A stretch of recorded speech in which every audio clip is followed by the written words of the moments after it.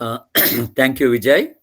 Thank you. Good evening brothers and sisters. మరొకసారి కొంత gap తర్వాత మీ మధ్యకి రావడానికి ప్రభు చూపిన మంచి అవకాశాన్ని బట్టి, ఈ కృపను బట్టి ప్రభుకి ఎంతో కృతజ్ఞతలు తెలియజేస్తున్నాను.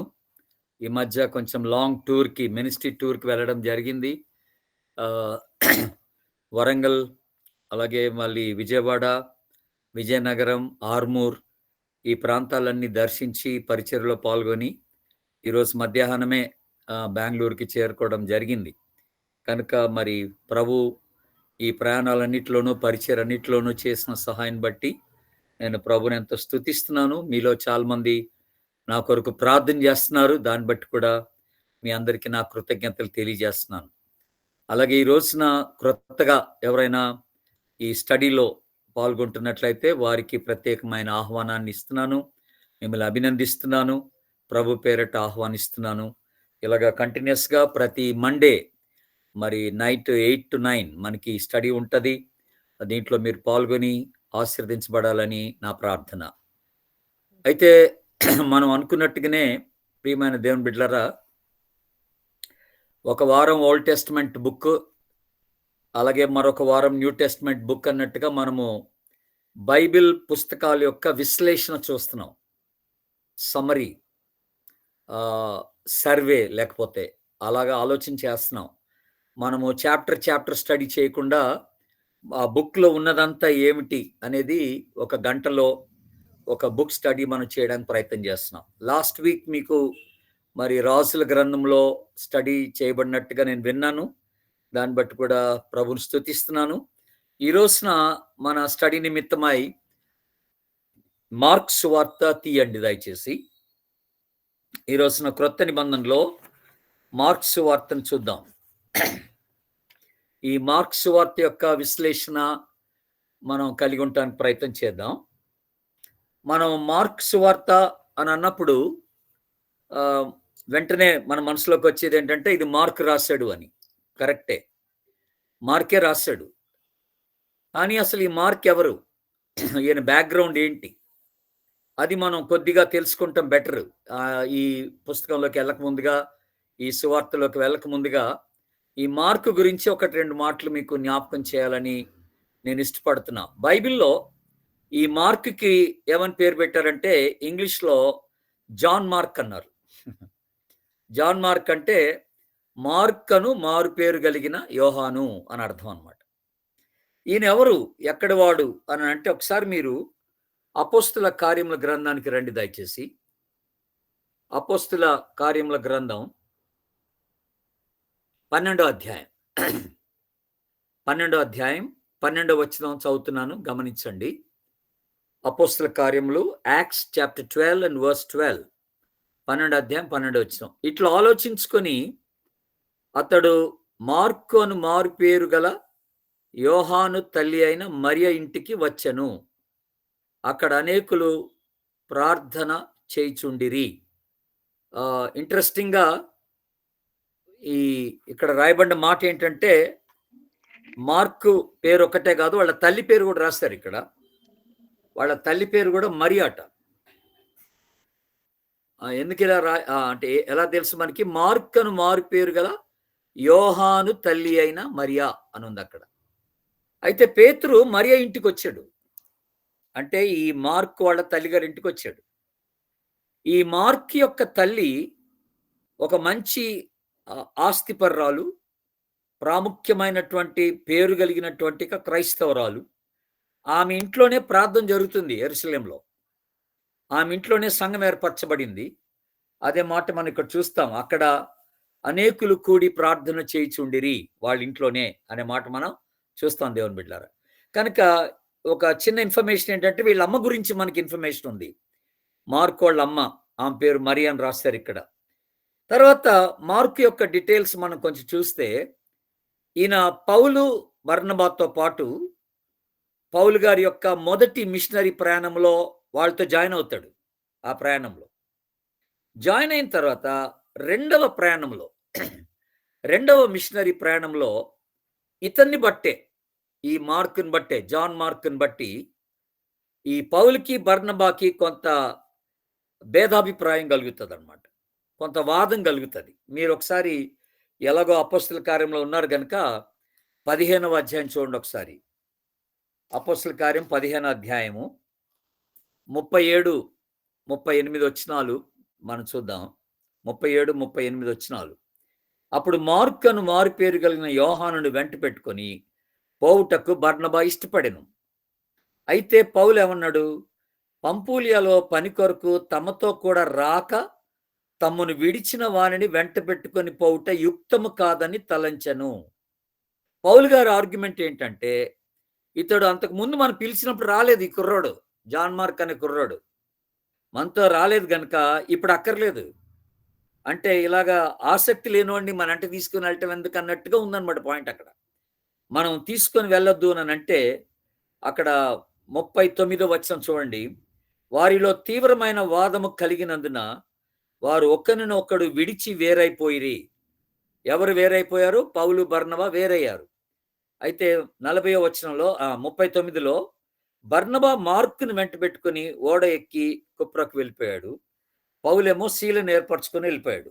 ఇది మనం తెలుసుకోవాల్సిన లిటిల్ బ్యాక్‌గ్రౌండ్ అన్నమాట ఇక్కడ. అయితే ఇంతటితో ఆగిపోలేదు. మార్కు ద్వారా ఈ మారు పేరు కలిగిన యోహాను అన్నాం కదా! John Mark. జాన్ మార్క్ అన్నా, మార్క్ అన్నా ఒకటే లెండి ఇప్పుడు. అయితే ఈ మార్క్ ద్వారా పౌలుకి, బర్నబాకి కొంత విభేదం వచ్చింది. పౌలేమో మార్కుని వద్దన్నాడు. మనతో తీసుకెళ్ళటానికి వీల్లేదన్నాడు. అయినప్పటికి కూడా ఓ చక్కని సాక్ష్యం మార్కుని గురించి ఆ తర్వాత టైమ్స్‌లో పౌలు గారు ఇచ్చిన సాక్ష్యం ఒకటుంది. అది కూడా చూపించి ఆ తర్వాత మనము సువార్తలోకి వెళ్ళిపోదాం. మీరు చూడండి, తిమోతికి రాసిన 2వ పత్రిక తీయండి ఇప్పుడు.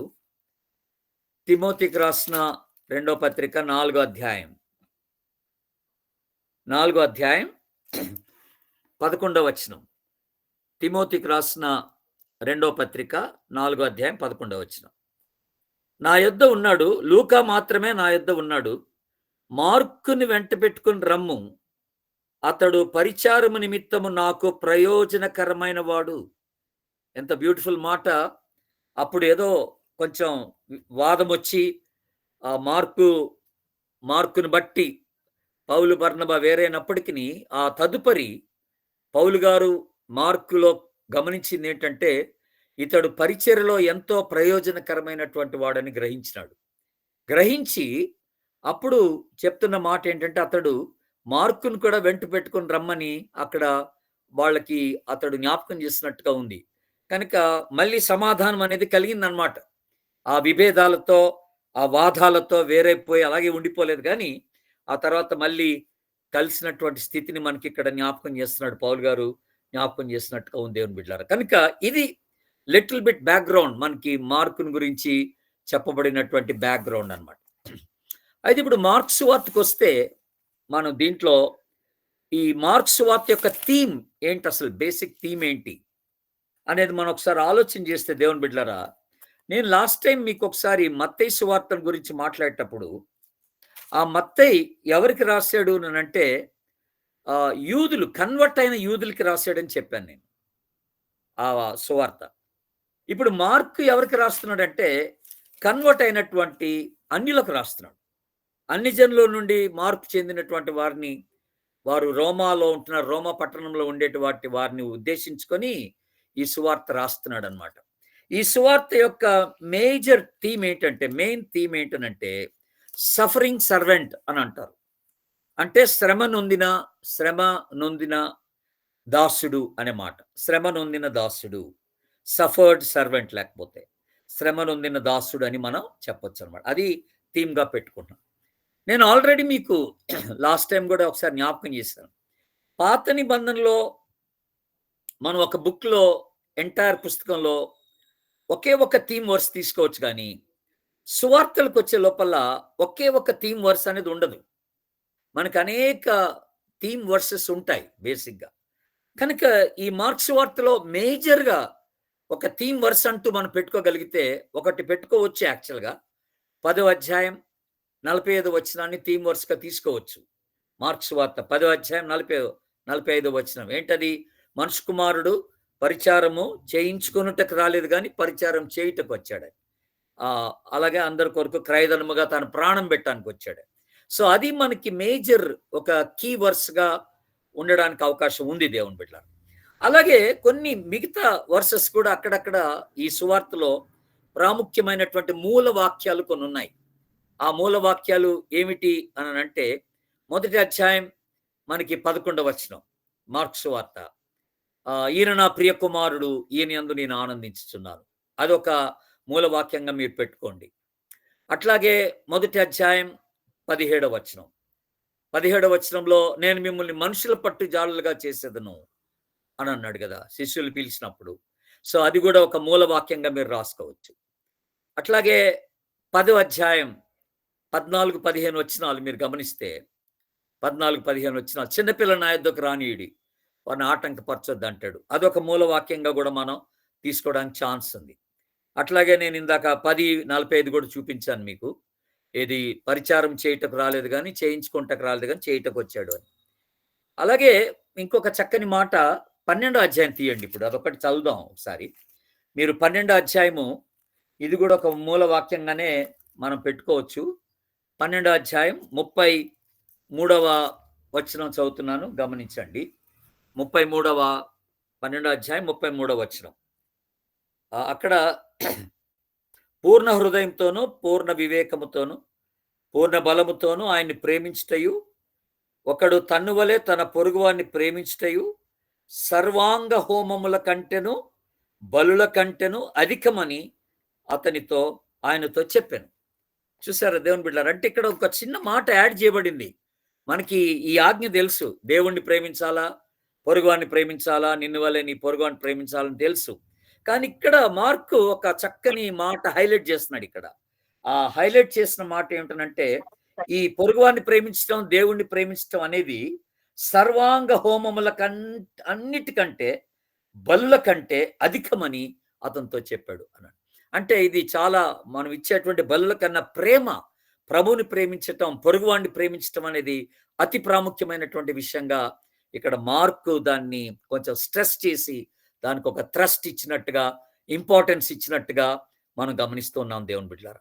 ఆ తర్వాత ఇంకొక థీమ్ టెక్స్ట్ ఏంటంటే లాస్ట్లో 16వ అధ్యాయం 6వ వచనంలో ఉన్న ఒక మాట కూడా, ఆయన ఇక్కడ లేడు, ఆయన లేచి ఉన్నాడు అనేది కూడా ఒక థీమ్ వర్స్గా మనం పెట్టుకోవచ్చు. ఆయన ఇక్కడ లేడు, ఆయన లేచి ఉన్నాడు అనేది 16వ అధ్యాయం 6వ వచనాన్ని మనం థీమ్ టెక్స్ట్గా పెట్టుకోవచ్చు అనమాట. అయితే ఈ మార్క్స్ వార్తను మనం చదువుతున్నప్పుడు ఎక్కువ శాతం దీంట్లో మనకి ఉంటున్నటువంటి భాగం ఏంటంటే, యేసు ప్రభు యొక్క జీవితంలో ఇక ఆల్మోస్ట్ ఎండింగ్కి వచ్చేసినప్పటికీ, ఆయన జీవితం చివరికి వచ్చే లోపల ఆ లాస్ట్ వీక్లో, తన జీవితం యొక్క చివరిలో ఆ లాస్ట్ వీక్లో ఏమేమి సంఘటనలు జరిగినాయో అవి మార్క్ ఎక్కువగా హైలైట్ చేశాడనమాట. The last week of Jesus life అని మనం పెట్టుకోవచ్చు. The last week of Jesus life అని. యేసుప్రభు యొక్క జీవితం యొక్క చివరి వారం, ఆ చివరి వారంలో జరిగినటువంటి సంఘటనలు, ఆ విషయాలన్నీ కూడా మార్కు కొంచెం హైలైట్ చేసి మనకి రాసినట్టుగా మనకు కనపడతా ఉంది దేవుని బిడ్డలారా. ఇకపోతే మనము ఈ మార్క్స్ వార్తని ఒకవేళ విభజిస్తే, ఈ మార్క్స్ వార్తని మనం విభజిస్తే మొదటి అధ్యాయం మొదటి 13 వచనాలు మనకి ఉపోద్ఘాతంతో పాటు, ఇంట్రడక్షన్తో పాటు బాప్తిస్మిచ్చి యోహాన్ గురించి ఉంటుంది. అలాగే యేసుప్రభు యొక్క శోధనలు, యేసు ఏ రీతిగా శోధింపడ్డాడో దాని గురించిన ప్రస్తావన మనకి అక్కడ చేయబడింది.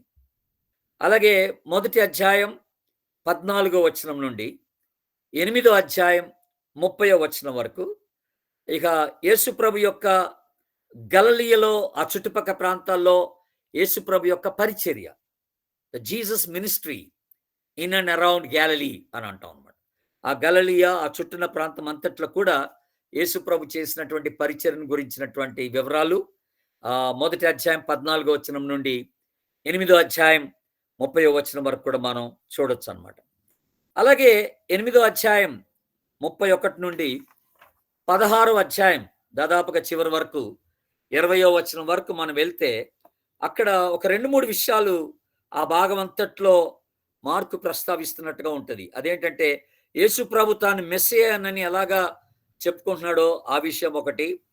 శిష్యులతో గడిపిన సమయం ఒకటి, ఆ తర్వాత ఏ రీతిగా యేసు ప్రభు ద్వేషింపబడ్డాడో, శ్రమకు గురయ్యాడో, సిలువేయబడ్డాడో, పాతిపెట్టబడ్డాడో, ఏ రీతిగా పునరుద్ధానమయ్యాడో, ఈ విషయాలన్నీ కూడా ఆ 8వ అధ్యాయం 31వ వచనం నుండి 16వ అధ్యాయం 20వ వచనం వరకు ఆ భాగం అంతా కూడా ఈ విషయాలు మనం చూస్తాం. యేసు ప్రభు తాను మెస్సీయనని డిక్లేర్ చేసుకోవడం, ఎలాగ తను తాను ఆ విషయాన్ని తెలియచేసుకుంటున్నాడో, ఆ తర్వాత శిష్యులతో తాను గడిపిన టైం, ఆ తర్వాత ప్రజల చేత ద్వేషింపబడడం, శ్రమకు గురవ్వడం, ఆ తర్వాత శిలువ మరణం, ఆ తర్వాత ఆయన చనిపోయి పాతిపెట్టడం, ఆ తర్వాత తిరిగి పునరుద్ధానం అవ్వడం, ఇవన్నీ కూడా మనం చూస్తాం దేవుని బిడ్డలారా.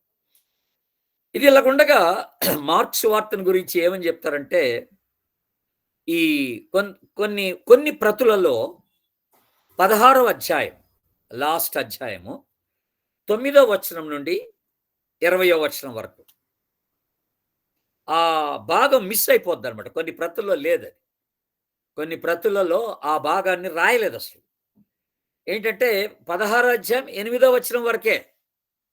ఎందుకంటే చాలామంది ఏం నమ్మారంటే ఆనాడున్నటువంటి స్కాలర్స్, పండితులు, వేదాంత పండితులు ఏమని నమ్మారంటే, వాళ్ళు ఈ మార్క్స్ వార్త మార్కు 8వ వచనం వరకే రాసాడని. 16వ అధ్యాయం 8వ వచనం వరకే that is the end of the book అని వాళ్ళు అనుకుంటారన్నమాట, పండితుల భావన. ఆ తర్వాత 9వ వచనం నుండి 20వ వచనం వరకు ఆ భాగాన్ని లేదనుకున్నారు. ఎందుకంటే అది తర్వాత రాయబడినటువంటి భాగంగా ఎంచుతారన్నమాట. తర్వాత ఈ మార్కు రాసిన తర్వాత ఎవరో రాశారు అన్నట్టుగా చెప్తారన్నమాట భాగాన్ని. కానీ ఇవన్నీ కూడా ఒకటిగానే ఇమిడ్చబడి మనకి అందజేయబడినట్టుగా మనం చూస్తున్నాం దేవుని బిడ్డలారా. కనుక కొన్ని ప్రతులలో, ఆ పాత ప్రతులలో మనం గమనించినట్లయితే ఆ 16వ అధ్యాయం 9 నుండి 20 వరకు ఉన్న భాగం మిస్ అయిపోతున్నట్టుగా మనం గమనించగలం దేవుని బిడ్డలారా.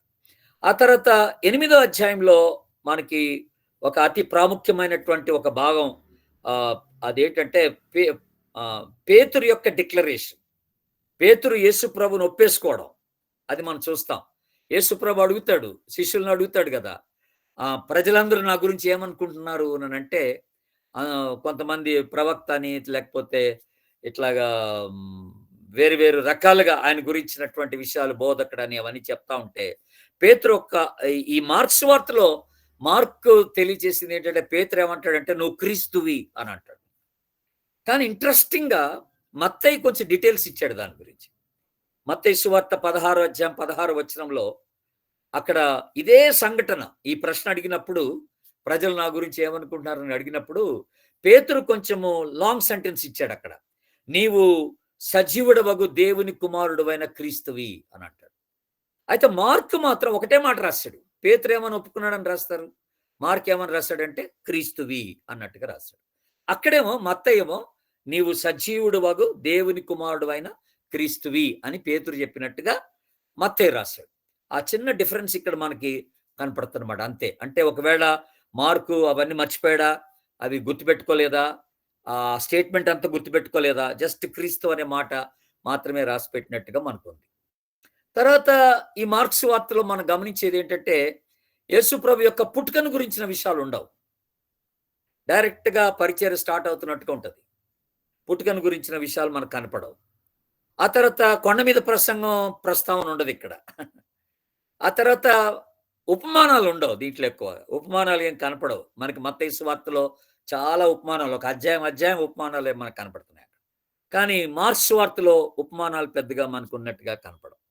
తర్వాత మార్క్ ఏంటి హైలైట్ చేసింది బేసిక్గా, యేసు ప్రభుని గురించి ఏంటి హైలైట్, దేనికి ఎక్కువగా ఎంఫసిస్ ఇచ్చాడు అనే మాట మనం ఆలోచన చేసినప్పుడు, ఆయన బోధల కన్నా ఆయన క్రియల్ని హైలైట్ చేసినట్టుగా చూస్తున్నాం. యేసు ప్రభు యొక్క క్రియలు, బోధల కన్నా క్రియలు హైలైట్ చేశాడనమాట. కనుక Jesus actions were more emphasized than his teachings అనే మాట మనం జ్ఞాపకం చేసుకుంటున్నాం దేవుని బిడ్డలారా. కనుక అదొకటి చక్కని విషయంగా మనం గమనించాల్సినటువంటి విషయం అని మీకు జ్ఞాపకం చేస్తున్నాను. తర్వాత మార్క్స్ వార్త 14వ అధ్యాయంలో యేసు ప్రభు తన గురించి చెప్పుకుంటూ ఒక మాట అన్నాడు అక్కడ, చక్కని మాట. యేసు ప్రభు తన గురించిన డిక్లరేషన్, యేసు ప్రభు తన గురించి డిక్లేర్ చేస్తూ 14వ అధ్యాయం 62వ వచనం చూడండి. 62వ వచనంలో చక్కని మాట ఉంది అక్కడ. ఏమంటాడు? యేసు నేనే, అవును నేనే అని చెప్తూ, మీరు మనుష్య కుమారుడు సర్వశక్తిమంతుని కుడి పార్శ్వమున కూర్చుండుటయు ఆకాశ మేఘారూఢుడై వచ్చుటయు చూచెదరని చెప్పెను. కనుక యేసుప్రభు ఖచ్చితంగా ఆయన యొక్క ఆరోహణం గాని, ఆయన అక్కడ సింహాసనాసీనుడు అవ్వటం గాని, తిరిగి రావడం గాని, ఆయన రాకడ గురించి గాని ఖచ్చితమైనటువంటి ఒక డిక్లరేషన్ ఆయన బయలుపరచడం అనేది ఇక్కడ మనం గమనిస్తూ ఉన్నాం దేవుని బిడ్డలారా. కనుక ఇదొకటి ప్రత్యేకత ఈ యొక్క మార్క్స్ వార్తలో మనం చూసేటువంటి ఒక ప్రత్యేకతగా మనకు కనపడతా ఉంది. తర్వాత మార్క్స్ వార్తలో కొన్ని హైలైట్స్ ఉన్నాయి. అంటే సువార్త అంతటిని మనం చదువుతున్నప్పుడు కొన్ని విషయాలు మనం హైలైట్‌గా తీసుకోవాల్సినటువంటి కొన్ని ఉన్నాయి దేవుని బిడ్డలారా. ఉదాహరణకు 10వ అధ్యాయం చూడండి ఇప్పుడు మీరు. 10వ అధ్యాయము 44వ వచనాన్ని మనం గమనిస్తే అక్కడ చక్కని మాట యేసుప్రభు అన్న మాట మనం హైలైట్‌గా తీసుకోవచ్చనమాట దాన్ని. ఏది 44, 45 వచనాలు. మీలో ఎవడైనను ప్రముఖుడై ఉండగోరిన యెడల వాడందరికిని దాసుడై ఉండాలి. 44వ వచనమే హైలైట్‌గా తీసుకుందాం మనం. ఫస్ట్ హైలైట్ అది. ఎవడైనా ప్రముఖుడు అవ్వాలంటే దేవుని రాజ్యంలో, అంటే దైవ సంబంధమైనటువంటి పనిలో ఉన్నతమైనటువంటి స్థాయిలో ఉండాలనుకునేవాడు, ఒక నాయకత్వాన్ని తీసుకోవాలనుకునేవాడు, పరిచర్యలో ఒక బాధ్యత వహించాలని ఆశపడేవాడు, అదనమాట దాని అర్థం. అలాంటోడు దాసుడుగా ఉండాలన్నాడు. దాసుడు. ఆ తగ్గింపు అనేది కావాలన్నాడు. ఆ తగ్గింపు లేనోడు దేవుని యొక్క రాజ్య పనిలో బాధ్యత వహించలేడు అంటున్నాడు అనమాట యేసుప్రభు. అది ఎంత చక్కని మాట అండి.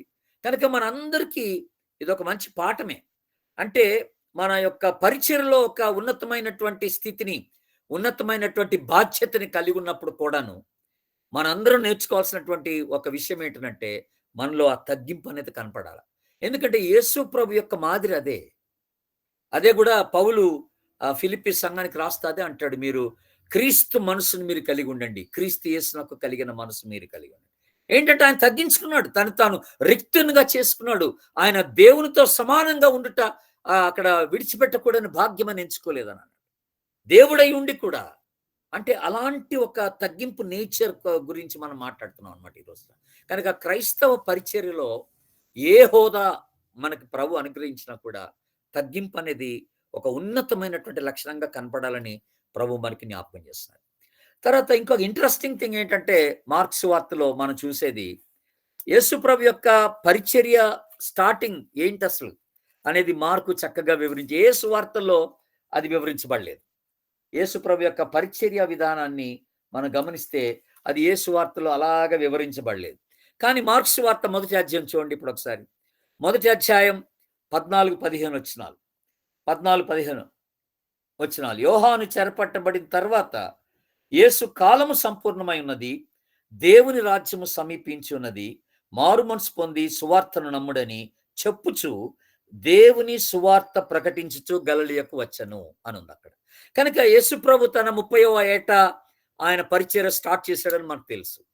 కనుక ఆయన స్టార్ట్ చేయడంతోనే ఆయన ఏ ప్రసంగం చేశాడు అంటే ఇగో ఇదే ఏంటంటే కాలము సంపూర్ణమైనది, దేవుని రాజ్యం సమీపించింది, మారు మనసు పొందండి. That was the main theme of his message. యేసు ప్రభు యొక్క పరిచర్యలో ఆ ప్రసంగంలో ఉన్నటువంటి ప్రాముఖ్యమైనటువంటి అంశం ఏంటంటే మారు మనసే. మారు మనసే అనేది మనం గమనిస్తూ వస్తున్నాం దేవుని బిడ్డలారా. తర్వాత పారబుల్స్.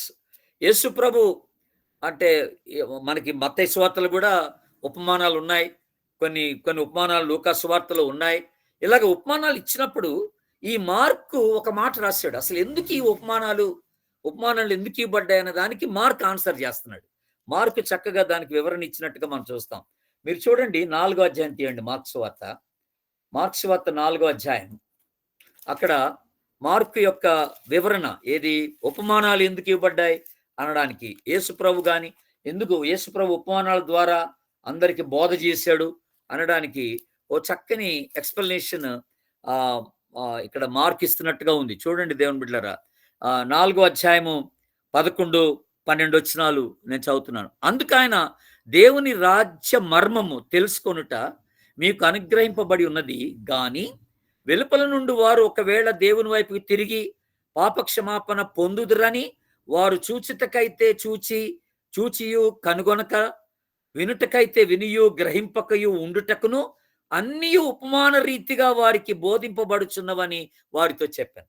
కనుక ఇప్పుడు అన్ని జనులకు లేకపోతే క్రీస్తు నెరగనని వారికి మనకి ఈ దేవునికి సంబంధించిన విషయాలు, బైబిల్‌కి సంబంధించిన విషయాలు, లేకపోతే పరలోక రాజ్యానికి సంబంధించిన విషయాలు ఇవి మాట్లాడాలంటే వాళ్ళకి ఉపమానాలు చాలా అవసరం. ఉపమాన రీతిగానే వాళ్ళకి బోధించట చాలా అవసరమని యేసుప్రభు చాలా ఒక్కినొక్కానించినట్టుగా ఇక్కడ మాట్లాడుతున్నాడన్నమాట. కనుక వాళ్ళకి అర్థమయ్యే రీతిలో ఈ ఉపమానాలన్నీ కూడా ఇవ్వబడ్డాయి అన్నట్టుగా మనకి జ్ఞాపకం చేస్తుంది. కనుక యేసుప్రభు యొక్క టీచింగ్ స్టైలే అది.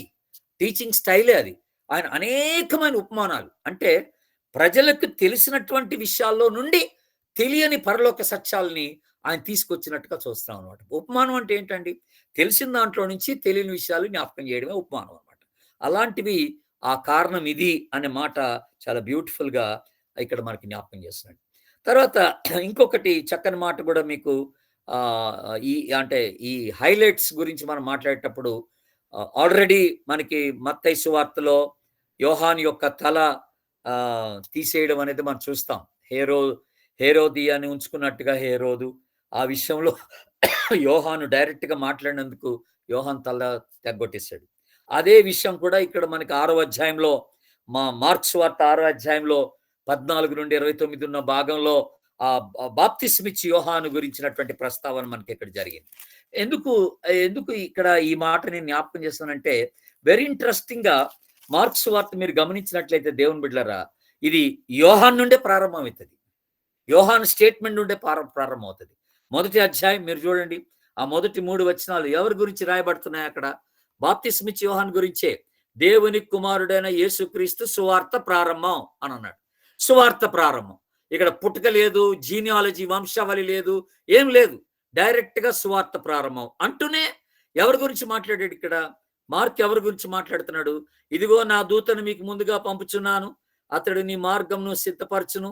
ప్రభు మార్గం సిద్ధపరచుడి, ఆయన త్రోవలు సరళం చేయడని అరణ్యంలో కేకలు వేయించిన ఒక శబ్దమని ప్రవక్త అయిన యెషయా చేత రాయబడినట్లు బాప్తిస్మిచ్చి యోహాను అరణ్యంలో ఉండి పాపక్షమాపణ నిమిత్తము మారుమనసు విషయమై బాప్తిస్మ ప్రకటించుచూ వచ్చెను. చాలా ఇంపార్టెంట్ విషయం ఏంటంటే బాప్తిస్మిచ్చి యోహాన్ని హైలైట్ చేశాడనమాట స్టార్టింగ్లోనే. అంటే యేసు ప్రభు యొక్క సువార్త పరిచర్య గురించి మాట్లాడేటప్పుడు బాప్తిస్మిచ్చి యోహాను ముందుకు రావాల్సిందే. ఎందుకంటే ఆయన కంటే ముందు ఈయన వచ్చి నాకంటే వెనక వచ్చేవాడు గనుడు, ప్రముఖుడు, గొప్పవాడు అనుకుంటూ మాట్లాడాడు కదా. కనుక మార్గం సరళం చేయండి అనుకుంటూ వచ్చాడు కదా బాప్తిస్మిచ్చి యోహాను. కనుక అతని గురించినటువంటి ప్రస్తావన ఇక్కడ మనకి ప్రారంభంలోని జరిగినట్టుగా మనం చూస్తున్నాం దేవుని బిడ్డలారా. తర్వాత ఇంకొక వెరీ ఇంపార్టెంట్ థింగ్ మనకు హైలైట్‌గా ఈ యొక్క సువార్తలో మనం చూడగలిగింది ఏంటంటే మత్తయి సువార్త మార్క్స్ సువార్త 10వ అధ్యాయం చూడండి ఇప్పుడు. ఇక్కడ ఇంకొక వెరీ ఇంపార్టెంట్ థింగ్ మీకు జ్ఞాపకం చేస్తున్నాను. మార్క్స్ సువార్త 10వ అధ్యాయంలో 28, 29, 28, 29, 30 వచనాలు. ఈ 3 వచనాలు చూద్దాం. పేతురు ఇదిగో మేము సమస్తమును విడిచిపెట్టి నిన్ను వెంబడించితిమని ఆయనతో చెప్పాను. అప్పుడు యేసు ఇట్లనెను, నా నిమిత్తము సువార్త నిమిత్తము ఇంటినైనను, అన్నదమ్ములనైను, అక్కచెల్లెలనైను, తండ్రులనైను, తల్లిదండ్రులనైను, పిల్లలనైను, భూములనైను విడిచిన వాడు ఇప్పుడును ఇహమందు హింసలతో పాటు నూరంతులుగా ఇండ్లను, అన్నదమ్ములను, అక్కచెల్లెలను, తల్లులను, పిల్లలను, భూములను రాబోవు లోకమందు నిత్య జీవమును పొందునని మీతో నిశ్చయంగా చెప్పుచున్నాను. చాలా బ్యూటిఫుల్ స్టేట్మెంట్ ఇది దేవుని బిడ్డలారా. ఈ మార్కు యేసుప్రభు ఇచ్చినటువంటి ఒక చక్కని మాట. పేతురు అంటున్నాడు, శిష్యుల తరపున పేతురు మాట్లాడుతున్నాడు. ఏమని? మేము అన్ని వదిలేసి వచ్చాం, మాకేమొస్తుంది అన్నాడు. అంటే నా నిమిత్తం ఎవరైతే మీ ఓన్ ఫ్యామిలీ మెంబర్స్ని వదిలేసి వచ్చేస్తున్నారో వాళ్ళు గుర్తుపెట్టుకోవాల్సిన ఒక మాట అన్నాడు ఇక్కడ. దేవుని బిడ్డలారా మీరు ఇక్కడ ఈ మాట గ్రహిస్తే మీరు ఒక మాట ఇక్కడ మీరు జాగ్రత్తగా ఇప్పుడు నేను చదివిన భాగాన్ని మీరు గమనిస్తే మీరు ఒక విషయం ఇక్కడ గుర్తుపట్టారా? ఏమన్నాడు? అన్నదమ్ముళ్ళు, అక్కచెల్లెళ్ళు, తల్లిదండ్రులు, పిల్లలు, భూములు అన్నాడు గాని భార్యను అనలే. భార్యను విడిచివాడు అనే మాట రాయలేదు ఇక్కడ. అంటే పరిచర్య కొరకు నేను భార్యను వదిలేసిపోతానంటే కుదరదు. That's not right. అంటే ఇక ఆమె నాతో పాటు రాకపోతే విడాకులు ఇచ్చేస్తానంటే అది కాదు పని. అలా అవ్వదది. అలాగ అవ్వదండి. ఒక ఆయన చాలా కాలం క్రితం మా ఇంటికొచ్చాడు. నాకు అప్పుడప్పుడు వచ్చేవాడు, నన్ను కలిసేవాడు. నాకు పరిచయం ఉంది. ఆయనకప్పుడు ఇంకా పెళ్లి గాలే కుర్రోడు. సేవ పట్ల భారం కలిగినోడు పాపం. నా దగ్గరకొచ్చి ఒకసారి ఏమన్నాడంటే, "అన్న నేను పెళ్లి చేసుకోబోతున్నాను" అన్నాడు. "మంచి తమ్ముడు, చాలా సంతోషం. మంచి వార్త చెప్పావు" అన్నాను నేను. అంటే వెంటనే ఏమన్నాడో తెలుసా అండి? నాకు ఆశ్చర్యం కలిగింది. "అన్న నా భార్య గనుక నాతో సేవకి సహకరించకపోతే నేను విడాకులు ఇచ్చేస్తా" అన్నాడు. వెంటనే అన్నాడు ఆ మాట. నేనన్నాను, "మరి విడాకులు ఇచ్చేటట్టయితే అసలు పెళ్లెందుకు చేసుకోవాలయ్యా?" అన్నాను నేను.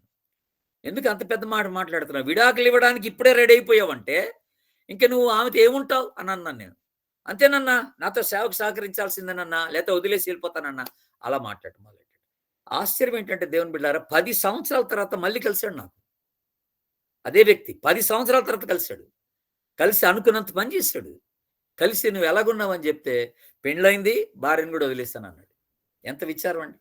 కనుక పరిచర్యలో భార్యాభర్తలిద్దరూ కలిసి పరిచర్యలో ఉండాలి. అది చాలా ఇంపార్టెంట్. కనుక నేను సేవకు సమర్పించుకుని, ఆమె సమర్పించుకోలేదు గనక ఆమెను వదిలేస్తానంటే కుదరదక్కడ. అది కాని పని. దేవుడంటున్నాడు. తర్వాత ఇంకొకటి, "నా కొరకు నువ్వు వదిలేసుకున్నావు. నీకు అన్నదమ్ముల్ని, అక్కచెల్లెల్ని, పిల్లల్ని ఎంతో మందినిస్తా" అన్నాడు దేవుడు. ఆధ్యాత్మికమైన పిల్లల్నిస్తా అన్నాడు.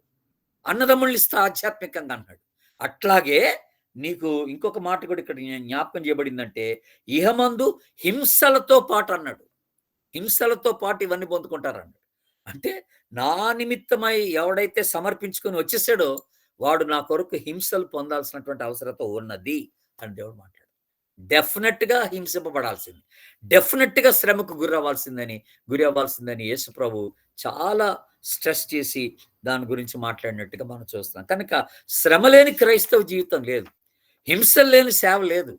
అందుకని ఇంగ్లీష్‌లో చక్కని మాట అంటారు. "There is no crown without a cross" అని. సిలువ లేకుండా కిరీటం లేదట. సిలువ అంటే శ్రమలు, అవమానం, నిందలు, మరణం. ఇది లేకుండా కిరీటం లేదు మనకి. కనుక సేవలో ఇది చాలా అవసరమనే మాట మనం జ్ఞాపకం చేసుకోవాల్సిన మాట. ఇంకొక హైలైట్ థింగ్ ఏంటంటే ఈ ఈ బుక్‌లో 16వ అధ్యాయంకి రండి దయచేసి. 16 అధ్యాయం ఇంకో చక్కని మాట మనం గుర్తుపెట్టుకోవాల్సినటువంటి మాట ఈ సువార్తలో ఉన్నటువంటి మాట. అలా 15వ వచనం నుండి చూస్తాం. 15వ వచనం నుండి చక్కని మాటలు, ఎంతో ప్రోత్సాహకరమైన మాటలు. 15 నుండి 18 వరకు.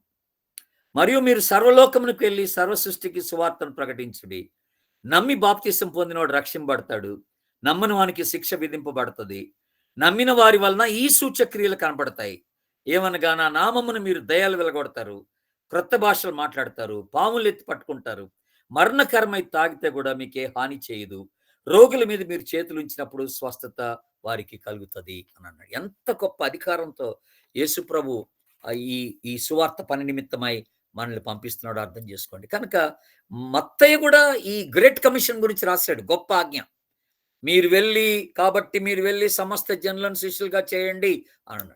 ఇక్కడ నేను నాకు పరలోకమునందును భూమి మీద నాకు సర్వాధికారం ఇవ్వబడింది. ఇది మత్తయి సువార్తలో. ఆ అధికారంతో మిమ్మల్ని పంపిస్తున్నాను. మీరు వెళ్ళి సమస్త జనులను శిష్యులుగా చేయండి. మార్క్ అయితే కొంచెం ఆ అధికారం ఏంటనేది ఇక్కడ మనకి జ్ఞాపకం చేస్తున్నాడు. ఏ అధికారంతో యేసు ప్రభు మనల్ని సేవ కొరకు పంపిస్తున్నాడు అనే మాట మార్కు చాలా చక్కగా వివరించాడు. ఏంటి ఆ అధికారం అంటే ఇక్కడ చక్కగా అన్నాడు. సూచక్రియలు జరుగుతాయి. స్వస్థతలు చేస్తారు. దయ్యాలు వెలగొడతారు. రోగులు బాగైపోతారు. ఎంత చక్కని మాట అండి. విషపూరితమైనది ఏది తాగినా కూడా మీకు హాని చేయదు. అలాంటి ఒక అధికారంతో నేను మిమ్మల్ని ఈ లోకంలోనికి పంపిస్తున్నానని యేసు ప్రభు ఇచ్చినటువంటి ఆజ్ఞను గురించి ఇక్కడ మార్కు చాలా బ్యూటిఫుల్‌గా వివరించినట్టుగా మనం చూస్తున్నాం దేవుని బిడ్డలారా. తర్వాత ఇక లాస్ట్ అంటే ఈ ఈ పుస్తకం లాస్ట్‌కొచ్చే లోపల చాలా బ్యూటిఫుల్‌గా ఎండ్ అయిపోతది ఈ బుక్. అంటే ఈ సువార్త. ఎలాగ ఎండ్ అయిపోద్ది? 19, 20 వచనాలు చూడండి. 19, 20 వచనాలు. "ఇలాగూ ప్రభువైన యేసు వారితో మాట్లాడిన తర్వాత పరలోకమునకు చేర్చుకొనబడి దేవుని కుడి పార్శ్వమున ఆసీనుడయ్యెను. వారు బయలుదేరి వాక్యమంతటా ప్రకటించిరి. ప్రభువు వారికి సహకారుడై ఉండి వెనువెంట జరుగుచున్నవి సూచక్రియలను వాక్యమును స్థిరపరచుచుండెను." ఆమేన్.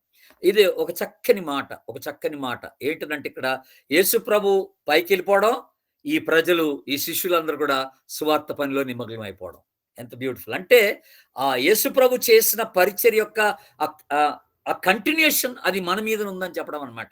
ఆ శిష్యుల మీదనే ఆ బాధ్యత ఇచ్చి వెళ్ళిపోయాడని చెప్పడం అనమాట. ఏ సువార్త అయితే యేసు ప్రభు స్టార్ట్ చేశాడో మార్కు మార్కు ద్వారా మనం చూస్తున్న మార్క్ సువార్తలో ఎక్కడైతే ప్రారంభం చేశాడో యేసు ప్రభు, ఆ సువార్త యేసు ప్రభు వెళ్ళిపోగానే అక్కడితో అయిపోలేదు. That was only the beginning అన్నట్టుగా. ఆయన వెళ్ళిపోయిన తర్వాత అసలు సువార్త పరిచర్య స్టార్ట్ అయిపోయింది. స్టార్ట్ అయింది ఎవరి ద్వారా? తన శిష్యుల ద్వారా స్టార్ట్ అయింది. అంటే మన ద్వారా, శిష్యులు మన అందరం కూడా యేసు ప్రభుని ఎరిగిన వారు ఈ రోజున అలాగా ఈ సువార్త పనిలో ఆ ఆ విషయాన్ని కంటిన్యూస్గా మనం చేస్తూ రావాలన్నటువంటి విషయాన్ని ఇక్కడ మనకి జ్ఞాపకం చేసినట్టుగా ఉంది దేవుని బిడ్డలారా. చాలా బ్యూటిఫుల్ మాట అది. వాక్యం అంతటా ప్రకటించుచుండిరి అనే మాట మనం చూస్తాం. కనుక యేసు ప్రభుకి అది ఎంతో ఇష్టమైన పని. ఒకసారి ఇలాగా అన్నారు, ఒక ఆయన చక్కగా ఒక స్టోరీని ఆలోచిస్తే చెప్పారు. యేసు ప్రభుట పరలోకానికి వెళ్ళిపోయిన తర్వాత, ఆరోహణమై పరలోకానికి వెళ్ళిపోయిన తర్వాత దేవదూతలు అడిగారట యేసు ప్రభుని, ఏమని? ప్రభువా, మరి ఇక్కడికి వచ్చావు, మరి ఈ సువార్త పరిచర్య ఎవరు చేస్తారు అని అడిగారు. నువ్వు వచ్చేసావు కదా, మరి ఇప్పుడు ఎవరు చేస్తారు? ఈ రక్షణ సువార్త ఎవరు ప్రకటిస్తారు అని అంటే యేసు ప్రభు అన్నాడంట, నా శిష్యులకు అప్పజెప్పి వచ్చాను అన్నాడు. నా శిష్యులకు అప్పజెప్పి వచ్చానంటే అప్పుడు ఇంకెవరో దేవదూత అడిగారట, ఒకవేళ ఆ శిష్యులు చేయకపోతే ఏంటి అని అన్నాడు. ఎలాగన్నాడు? ఆ శిష్యులు ఒకవేళ ఆ పరిచర్య చేయకపోతే ఏం చేస్తావనంటే, ఇంకా నాకు వేరే ఆప్షన్ లేదన్నాడు యేసుప్రభు. నేను వాళ్ళ మీదనే ఆధారపడుతున్నాను, నాకు వేరే ఆప్షన్ లేదు, ప్లాన్ బి లేదు ఇక. అంటే ఎంత నమ్మకం మన మీద పెట్టుకున్నాడు యేసుప్రభు. తాను నమ్మిన బిడ్డలు ఈ పరిచర్యలో నిమగ్నం అయిపోవాలా, ఈ ఈ రక్షణ సువార్తని వారు తీసుకెళ్లాలా ప్రపంచం అంతటికి అనేది యేసుప్రభు యొక్క ఆలోచన. ఆ ఆలోచనతోనే మనకి ఆజ్ఞ ఇచ్చి పంపిస్తున్నాడు అనమాట. మీరు సర్వలోకమునికి వెళ్ళి సర్వ సృష్టికి సువార్తను ప్రకటించుడి అనేటువంటి ఆజ్ఞని మనకి ఇస్తున్నట్టుగా ఉంది. ఇంకా చివరిలో ఒక ఇంట్రెస్టింగ్ ఒక సంఘటన మీకు ఇక్కడ గుర్తు చేస్తాను. 14వ అధ్యాయం తీయండి. ఇప్పుడు వెరీ ఇంట్రెస్టింగ్ సంఘటన ఒకటి ఉంది. 14వ అధ్యాయము 51, 52 వచనాలు. 51, 52 వచనాలు. తన దిగంబర శరీరం మీద నారబట్ట వేసుకుని ఉన్న ఒక పడుచువాడు ఆయన వెంట వెలుచుండగా వారు అతన్ని పట్టుకొండ్రి. అతడు నారబట్ట విడిచి దిగంబరుడై పారిపోయాను. దేవుని బిడ్డలారా, ఇక్కడ ఆల్రెడీ యేసు ప్రభుని పట్టుకున్నారు, పట్టుకోవడానికని వచ్చారు. ఆయన ఆ తోటలో ఉన్నప్పుడు పట్టుకోవడానికి వచ్చారు. చాలామంది ఆయన దగ్గరకు వచ్చినప్పుడు అక్కడ యూదా ఇస్కరియోతు యూదా ముద్దు పెట్టుకుంటాడు, అవన్నీ జరుగుతాయి. తర్వాత పేతురు కూడా అక్కడికి వచ్చిన వాళ్ళ మీద కొంచెం షార్ట్ టెంపర్డ్గా చెవి నరికేస్తాడు, ప్రధాన యాజకుని దాసుని యొక్క చెవులు నరికేస్తాడు. ఈ సంఘటనలన్నీ మనకు కనపడతాయి పైన. అయితే యేసు ప్రభుతో ఉన్నటువంటి వారు చాలా మంది శిష్యులు పారిపోయారు, అక్కడ లేరు. ఇంకా వాళ్ళు విడిచి వెళ్ళిపోయారు, యేసు ప్రభుని విడిచి వెళ్ళిపోయారు. వెళ్ళిపోతే ఇక్కడ చూడండి, ఆయన నమ్ముకున్న వాళ్ళని పట్టుకోవాలని వీళ్ళు చూస్తున్నారు అక్కడ ఉన్నటువంటి వాళ్ళంతా. అప్పుడు ఇక్కడ ఒక యవనస్తుడు కనపడ్డాడంట. ఆ యవనస్తుని పట్టుకున్నారట.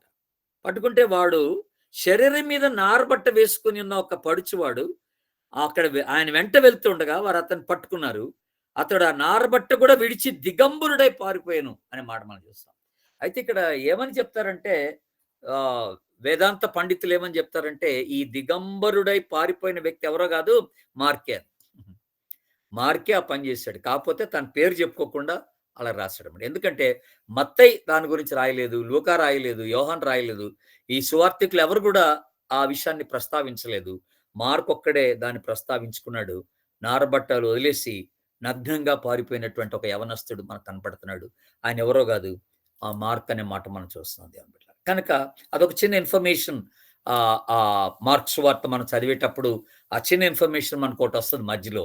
అది ఎవరో ఏంటో అనేది కన్ఫ్యూజ్ కాకుండా, అందుకని మీరు కన్ఫ్యూజ్ కాకుండా నేను మీకు ఇప్పుడు అది మీకు జ్ఞాపకం చేస్తాను అనమాట. అక్కడ మార్కు తన గురించే తాను రాసుకున్నాడు కానీ తన పేరు పెట్టుకోలేదు అనే మాట మరి వేదాంత పండితులు అందరూ జ్ఞాపకం చేస్తూ ఉంటారు అనమాట.